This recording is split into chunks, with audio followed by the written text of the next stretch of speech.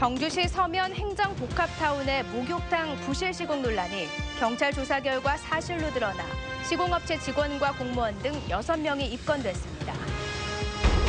수확기가 가까워지면서 야생동물에 의한 농가 피해가 잇따르고 있지만 예산과 인력 부족으로 대응의 한계를 드러내고 있습니다.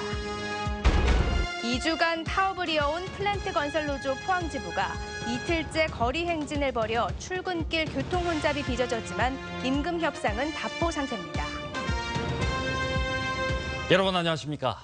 지난 4월부터 운영이 전면 중단된 경주시 서면 행정복합타운의 목욕탕 부실 시공 논란이 경찰 조사 결과 사실로 드러났습니다.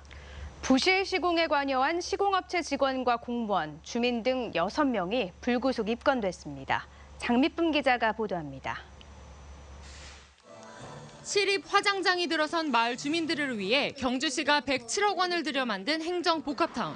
문을 연 지 반년여 만에 운영이 중단된 이곳 목욕탕의 부실 시공 논란이 사실로 드러났습니다. 경찰은 지하수 공사를 하면서 시멘트를 도면과 달리 적게 사용하고 무등록 업체에게 지붕 공사를 맡긴 혐의 등으로 시공사 현장 소장 등 2명을 형사 입건했습니다. 또 공사 과정을 제대로 감독하지 않고 허위로 준공 서류를 만들고 허가를 내준 경주시 6급 공무원도 입건했습니다. 해당 공무원은 공사 감독관이면서도 주요 작업 현장에 직접 나가지도 않은 채 이상이 없다는 보고서를 제출한 것으로 드러났습니다. 건립 당시 추진위원장이었던 주민 58살 이모 씨도 하청업체 선정 과정에 부당하게 개입하고 금품 500만 원을 받아챙긴 혐의를 받고 있습니다. 무엇보다 주민들을 위한 복지시설에서 심각한 부실이 드러나자 주민들의 실망감도 클 수밖에 없습니다. 전체적으로 관공공사에서 감독관이 입회 확인 지도치 안행한 결과인 것 같고 이로 인해서 6명 업체 2곳을 입건하게 되었습니다. 해당 목욕탕은 시공업체의 하자 보증금으로 보수를 마친 상태로 마을 운영위원회는 새로운 사업자를 선정해 다음 달 중으로 운영을 재개할 계획입니다. 시공업체 직원과 공무원, 일부 주민의 삐뚤어진 행태가 공공시설의 부실 시공을 낳았습니다. MBC 뉴스 장미쁨입니다. 임금 인상 등을 요구하며 지난달 27일부터 2주째 파업을 이어가고 있는 민주노총 플랜트건설 노조원들이 오늘 오전 포스코 본사 정문까지 거리 행진을 하고 선전전을 벌인 뒤 해산했습니다. 노조원들은 오전 한때 포스코 본사 입구에서 포스코 직원들의 출근을 막았으며 포스코에서 해도공원으로 돌아오는 길에 형산대교에서 연좌 농성을 벌여 출근길 시민들이 불편을 겪기도 했습니다. 플랜트건설 노조와 포항 지역 건설업체로 구성된 전문건설협의회는 지난 4월부터 임금 인상과 단체 협약에 관해 협상을 하고 있지만 입장 차이를 좁히지 못하고 있습니다.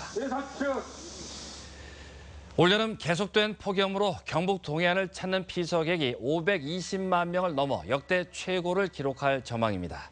경상북도에 따르면 지난 7일까지 경북 동해안 25개 해수욕장을 찾은 피서객이 387만여 명에 이르는 것으로 나타났습니다.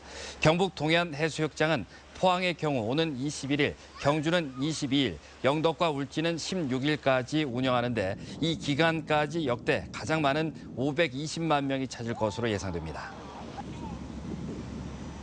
수확기가 가까워지면서 멧돼지 등 야생동물에 의한 농가 피해가 잇따라 농민들의 속이 타들어가고 있습니다.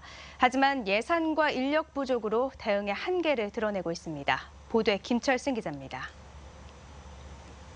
포항의 한 농촌 마을, 수확을 앞둔 옥수수 밭이 쑥대밭으로 변했습니다. 멧돼지들이 수시로 들락거리며 옥수수 대를 넘어뜨리고 옥수수를 골라 먹은 것입니다. 철선 울타리와 전기 목채기까지 설치해봤지만 무용지물이었습니다. 아까 울타리 있잖아요, 전기 울타리. 그거 해도 효과 없고 얼마나도 안 되고요. 전혀 안 됩니다. 인근의 또 다른 농가. 80대 할머니는 요즘 고구마밭 지키기에 노심초사입니다. 공사장에서 쓰는 깜빡등과 밤에도 빛이 반사되는 도로 안전판까지 주워다 설치해 놓았습니다. 최근 옥수수와 복숭아밭이 큰 피해를 봤기 때문입니다. 진짜 여러가 따먹지도 못하는 절단 내뺐지. 하나도 없이 가지 다 쳐보고 그랬는데도. 과수도 예외가 아닙니다. 멧돼지들이 수확을 앞둔 조생종 사과나무까지 부러뜨리며 모조리 먹어치우고 있습니다. 먹다 남은 사과엔 이빨 자국이 선명합니다.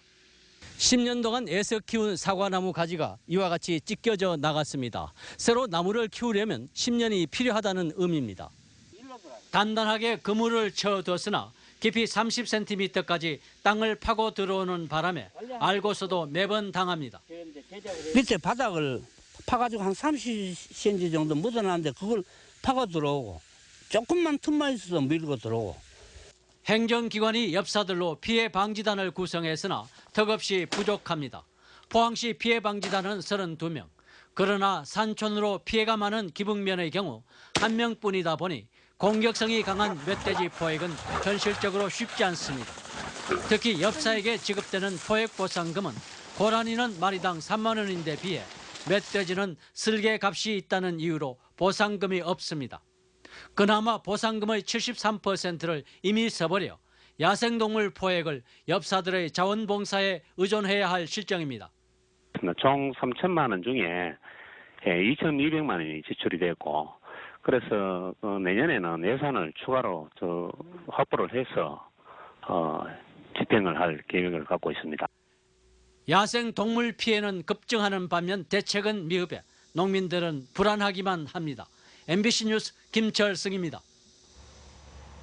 산업통상자원부는 고준위 방사성 폐기물 관리 절차에 관한 법률 제정안 입법 예고를 내일부터 다음 달 19일까지 합니다.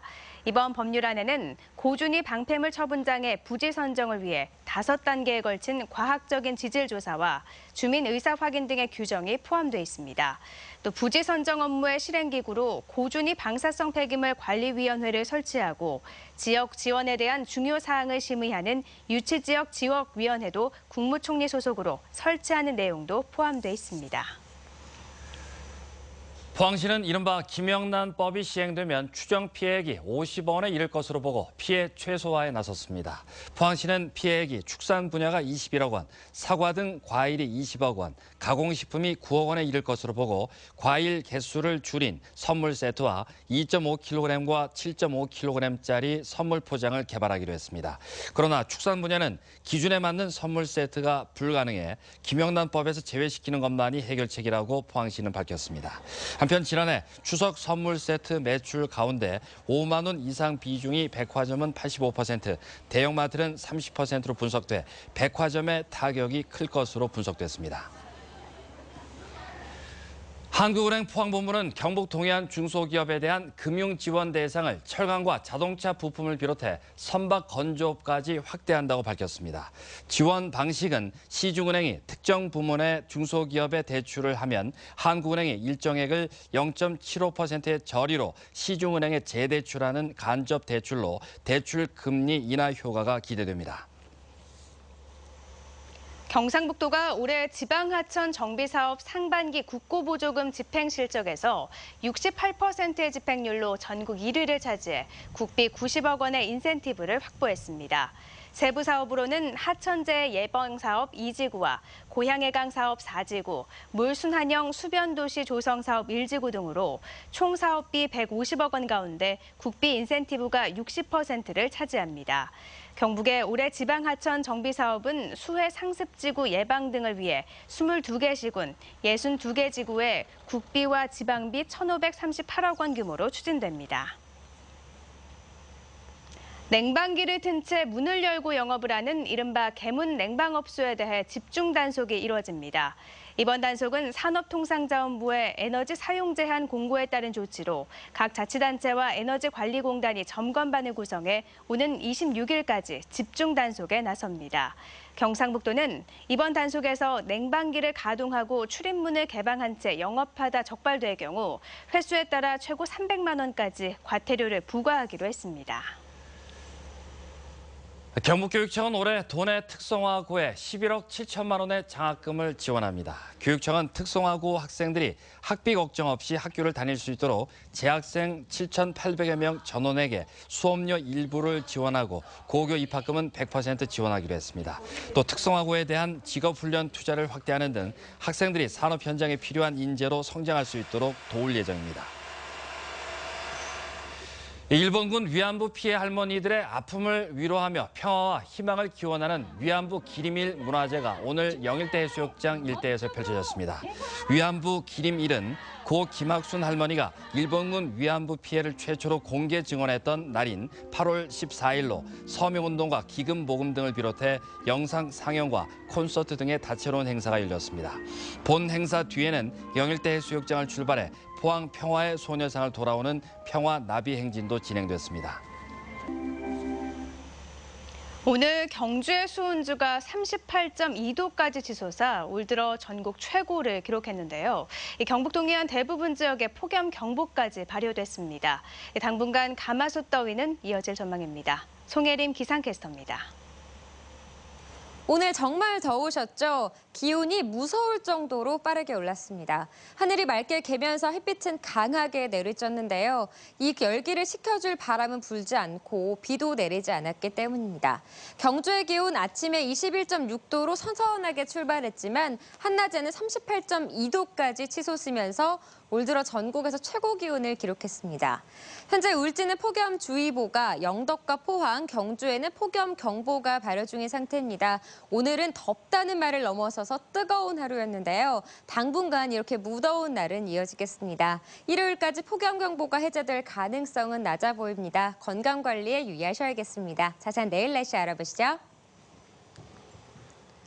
경북 동해안 지역은 고기압의 영향을 받아 맑겠습니다. 맑은 하늘이 드러나면서 기온도 높겠는데요. 아침 기온 23도에서 26도고요. 폭염경보가 발효된 가운데 35도 가까이 오를 것으로 예상하고 있지만 이 기세라면 그보다도 더 오를 가능성이 높겠습니다.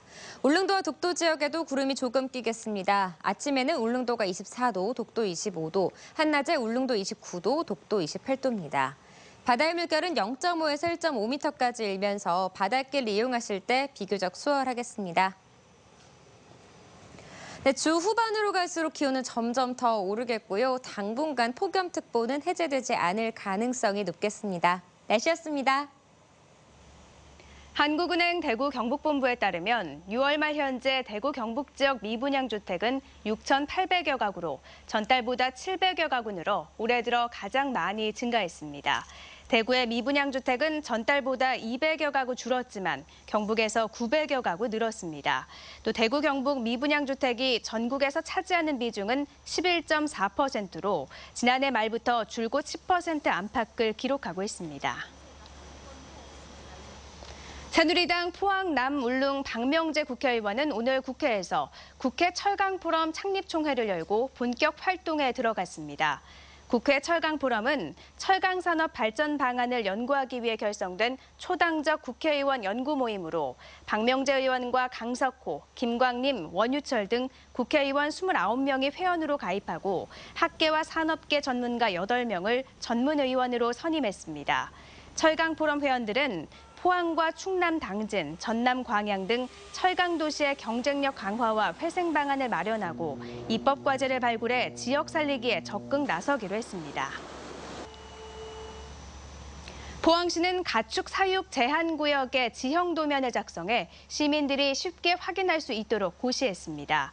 포항시가 조례로 정한 주거 밀집 지역에 대한 가축 종에 따른 거리 제한은 소는 300m, 젖소는 500m, 그리고 돼지, 닭, 오리, 개는 800m 이내입니다.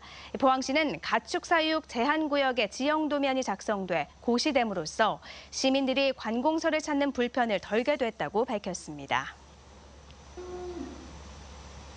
경주 세계문화엑스포 조직위원회는 내년에 열리는 호찌민 경주 세계문화엑스포 2017 공식 디자인을 다음 달 13일까지 공모합니다. 공모 부문은 포스터와 엠블럼, 로고, 마스코트 등으로 세계와 소통하고 한국과 베트남의 역사 문화와 미래지향적인 비전을 함께 표현해야 합니다. 호찌민 경주 세계문화엑스포 2017은 캄보디아와 터키에 이은 세 번째 해외 행사로 내년 11월쯤 열릴 예정입니다. 경주시는 인도네시아 발리에서 덴파사르시와 공동으로 지난 8일부터 제2차 세계문화 세계유산 도시기구 아시아 태평양 지역 전략회의를 개최했습니다. 이번 회의에는 경주시와 라오스 루팡 프라방, 필리핀 미아가오 등 아태 지역 회원도시 관계자 200여 명이 참가합니다. 이상으로 포항 MBC 뉴스데스크로 마치겠습니다. 여러분 고맙습니다.